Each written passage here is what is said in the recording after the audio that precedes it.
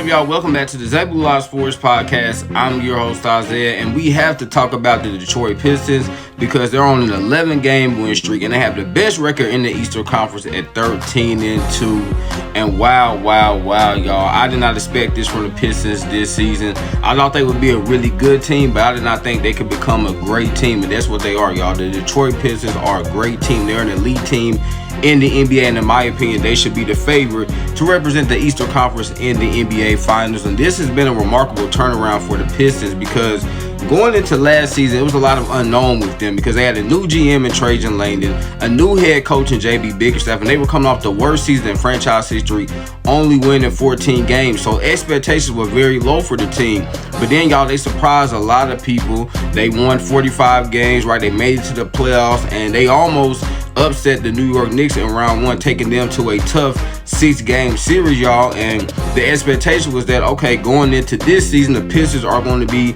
a really good team. So this was the first time in a very long time, y'all, that the Pistons actually had expectations, and people wanted to see if last season was just a fluke or if they were going to be able to sustain this. And y'all, I know it's early on in the season, right? We're only like 3 weeks into the season, but I think it's safe to say that the Detroit Pistons are not a fluke. This team is too legit to quit. They are legit contenders in the NBA, not just the Eastern Conference, y'all, but this team is legit contenders in the entire NBA. I think they can compete with the best teams in the NBA, and I have to start with their superstar, Mr. Cade Cunningham. And if you thought Cade was amazing last season, y'all, he is taking this game to another level this season, averaging about 27 points and 10 assists per game. And we obviously know he's a great scorer. He's a great playmaker, y'all. But I love the way he's defended this year. I feel like he's taking his defense to another level this season. And then I just love the pace of play that he plays it. Like, he plays at his own pace.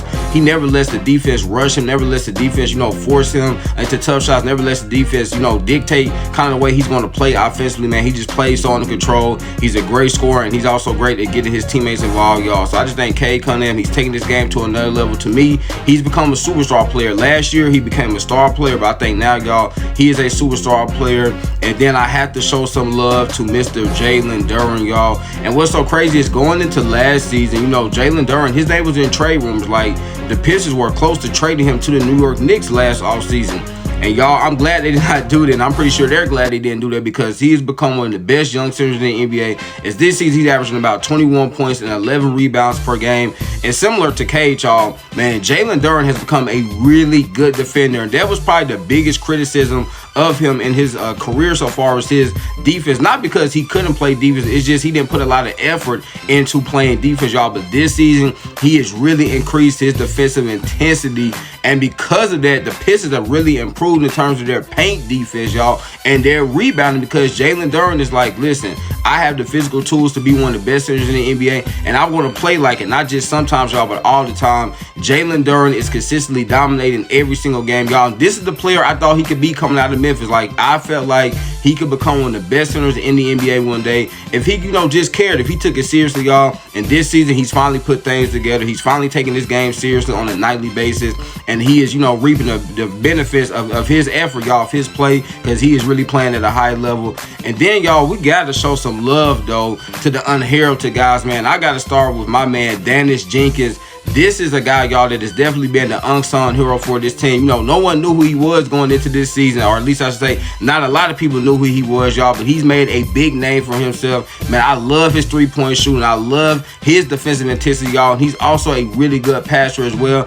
And he gives the Pistons a secondary ball handler / shot creator when Cade Cunningham is not on the floor. As we know, Cade has missed a couple of games this season, but they've won those games without Cade, y'all, because Dennis Jenkins, he has upped his play. He has stepped up to the moment. He's showing people why he should no longer be on the two-way contract, y'all. He should actually be on the Pistons active roster. So I think at some point they're going to have to sign this man to the active roster because he's playing at a high level not to have him on the active roster, y'all. And then you look at a guy like Duncan Robinson. A lot of people criticize the Pistons when they signed him this offseason to a 3-year, $48 million deal because a lot of people feel like, well, Duncan Robinson hasn't really been, an effective player in a few years now, y'all. But, man, he has upped his level of play. He looks like the Duncan Robinson of like 2019 and 2020, shooting the three ball at a high level, coming off screen, shooting threes, y'all, catching and shooting. I mean, Duncan Robinson has been that shooter that they needed. As we know, they were not able to re-sign Malik Beasley during the offseason because of an off-court situation that he had, and they really needed, an elite shooter to fill his void, y'all. And Duncan Robinson has been just that. And you look at the other veteran guy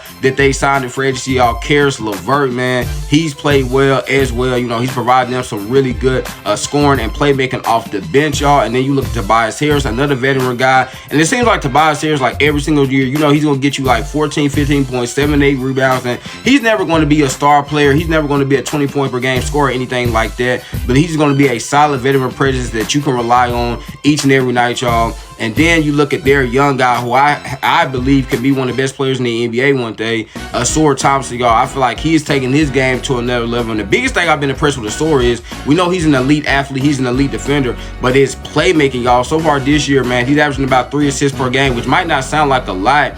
But his first 2 years in the league, the Pistons didn't really trust him, to be their lead in this year. They didn't trust him to really have the ball in his hands that much. But now this season, because, again, Cade has missed some games. We know Jaden Ivey, he's still coming back from his torn ACL. And they've had to, put the ball in Asor Thompson's hands, y'all, and, letting him be like their lead in this year, let them be their lead ball handler and their lead playmaker. And I think he's done a great job at that. So when you look at this Pistons team as a whole, y'all, I just think they have the perfect blend of shooting, size, defense, and depth to compete with any team in the NBA. And as I stated to begin this video, I think they should be the favorite in the Eastern Conference. Going into the season, I had the New York Knicks making the NBA Finals, and as y'all know, I don't like to change my picks, but y'all, I'm gonna be honest, I think the Pistons are better than the Knicks right now. I really do.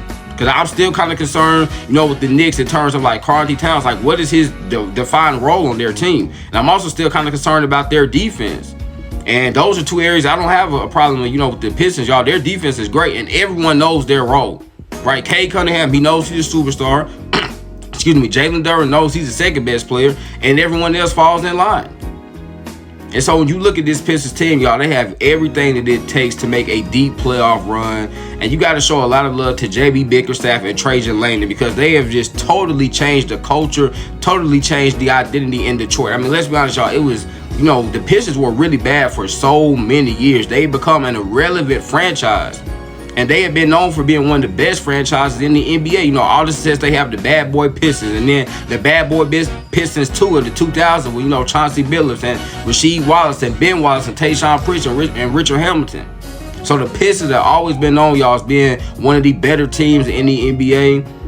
They had a stretch where they weren't so good, y'all, but the Pistons are back, man. Detroit basketball is back, and it's back in full effect. And again, y'all, this team is not no joke. They are too legit to quit. So Detroit basketball, keep doing your thing, and I cannot wait to see what you do the remainder of the season. So there you have it, man. This was my thoughts on the Pistons playing at an elite level right now. Why I think they should be considered the favorites in the Eastern Conference. Remember, y'all, last good best is the one. Make sure you get your daily dose. Y'all know I'm in it, man. I love y'all. God bless.